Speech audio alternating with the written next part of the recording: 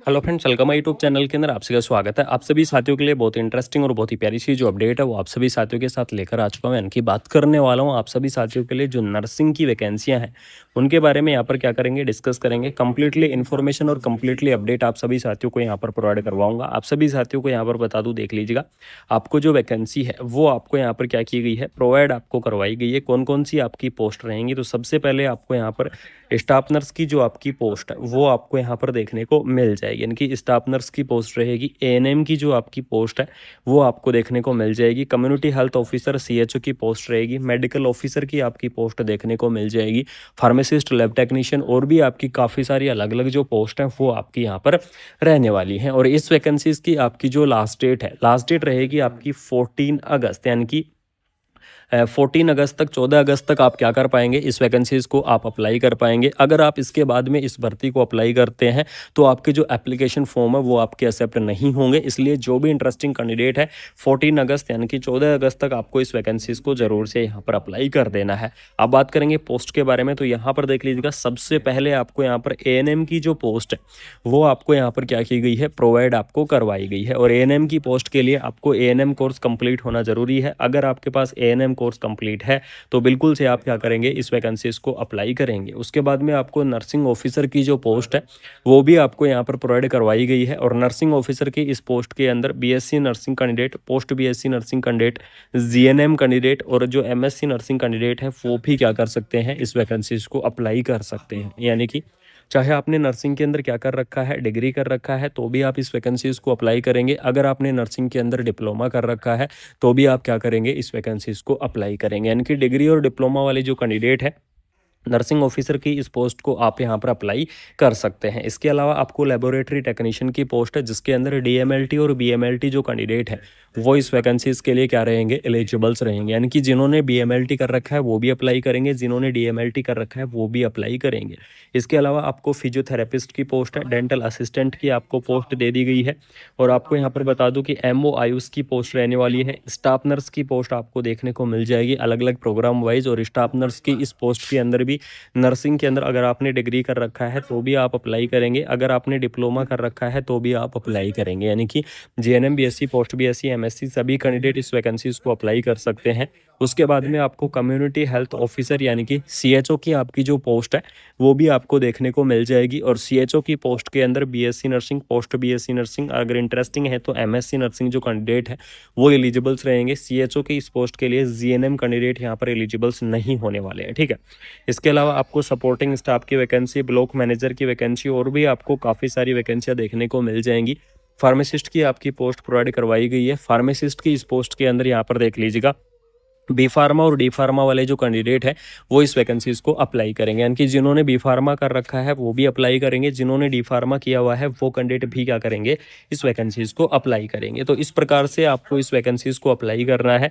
Application form आपको 14 अगस्त 5 PM तक आपको क्या कर सकते हैं, इस भर्ती को आप भर सकते हैं। यानी कि 14 अगस्त तक आप क्या कर पाओगे, इस वैकेंसीज को आप अप्लाई कर पाओगे।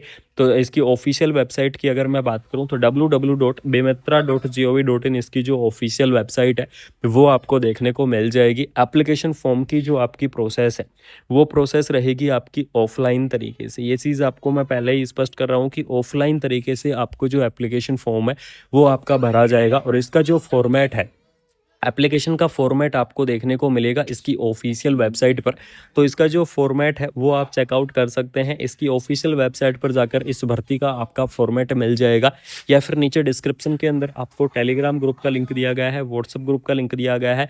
और साथ में आपको कुमार मनीष एजुकेशंस का जो फेसबुक पेज है उस फेसबुक पेज का भी आपको लिंक यहाँ पर दे दिया गया है। तो बिल्कुल से फटाफट से जाकर आप क्या कर सकते हैं, ज्वाइन कर सकते हैं। वहाँ पर आपको मैं ये नोटिफिकेशंस वगैरह आपको प्रोवाइड करवाता रहूँगा। एप्लीकेशन फीस की अगर यहाँ पर बात करूँ तो इसके अंदर देख लीजिएगा, जो हैंडीकैप कैंडिडेट हैं उनके लिए आपको यहाँ पर 200 मैक्सिमम जो आपकी एप्लीकेशन फीस है वो आपको देखने को मिलेगी। जनरल जो अन्य पिछड़ा वर्ग यानी कि ओबीसी और महिलाएं हैं उनके लिए 300 और जनरल कैटेगरी के लिए आपको 400। इस प्रकार से आपकी यहाँ पर जो एप्लीकेशन फीस है वो आपको यहाँ पर देखने को मिल जाएगी। तो बिल्कुल से आप क्या कर सकते हैं, इस वैकेंसीज को आप अप्लाई कर सकते हैं। ऑफिशियल नोटिफिकेशंस आपका जारी हो चुका है। एनएचएम की तरफ से आपकी जो वैकेंसी है वो आपको यहाँ पर देखने को मिलेगी। तो बिल्कुल से आप क्या करेंगे, इस वैकेंसीज़ को अप्लाई करेंगे। ये देख लीजिएगा, आपका जो फॉर्मेट है वो फॉर्मेट भी आपको यहाँ पर दिया गया है, जिसके अंदर आपको यहाँ पर आपकी पासपोर्ट साइज़ की फ़ोटो लगेगी, आवेदन का नाम, उसकी कास्ट वगैरह आपको यहाँ पर देखने को मिल जाएगी।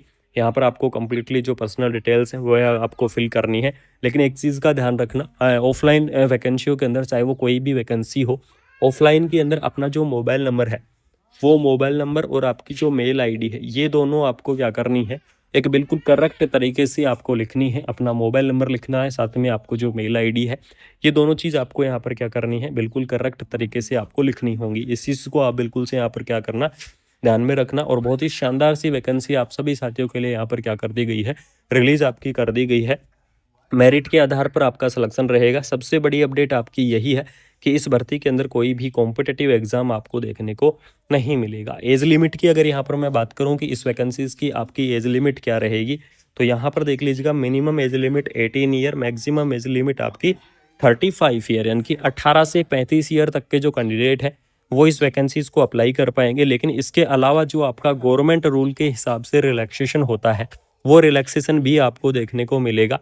और अलग अलग कैटेगरी वाइज आपको जो रिलैक्सेशन है वो आपको देखने को मिल जाएगा। जैसे कि मैं ओबीसी कैटेगरी की बात करूं, तो ओबीसी कैटेगरी के लिए आपको 3 ईयर का जो रिलैक्सेशन है वो आपको देखने को मिल जाएगा। एससी और एसटी कैटेगरी की मैं बात करूं तो 5 ईयर का रिलैक्सेशन आपको देखने को मिल जाएगा। पीडब्ल्यूडी कैंडिडेट की मैं बात करूं तो आपको 10 ईयर का जो रिलैक्सेशन है वो आपको देखने को मिल जाएगा। इस प्रकार से आपका अलग अलग कैटेगरी वाइज रिलैक्सेशन रहेगा। अलग अलग कैटेगरी वाइज आपको जो रिलैक्सेशन है वो आपको देखने को मिल जाएगा। तो एनएचएम की तरफ से आपका ऑफिशियल नोटिफिकेशंस जारी हो चुका है। यहाँ पर देख लीजिएगा, मुख्य चिकित्सा एवं स्वास्थ्य अधिकारी जिला बेमेतरा की तरफ से, छत्तीसगढ़ की तरफ से आपका जो नोटिफिकेशंस रिलीज हो चुका है 8 जुलाई, यानी कि 8 जुलाई को आपका जो ये नोटिफिकेशन है, ये नोटिफिकेशंस आपका रहने वाला है। तो अगर आपको इन्फॉर्मेशंस अच्छी लगी, अगर आपको अपडेट अच्छी लगी, तो आप सभी साथियों को बता दूं कि वीडियो को आपको क्या करना है, ज़्यादा से ज़्यादा आपको शेयर कर देना है। यानी कि वीडियो को ज़्यादा से ज़्यादा फैला दो। आपके पास जितने भी ग्रुप्स हैं, सभी ग्रुप्स के अंदर वीडियो को फैला देना। चैनल को सब्सक्राइब करके बेल आइकन को प्रेस कर लेना। आपको कंटिन्यू अपडेट शेयर करता रहूँगा। कंटिन्यू आपको जो इन्फॉर्मेशन है वो इन्फॉर्मेशन मैं आपको शेयर करता रहूँगा। बाकी मिलते हैं कोई नई अपडेट के साथ, कोई प्यारी सी और कोई शानदार सी इन्फॉर्मेशन के साथ। Thank you so much. जय हिंद, जय भारत।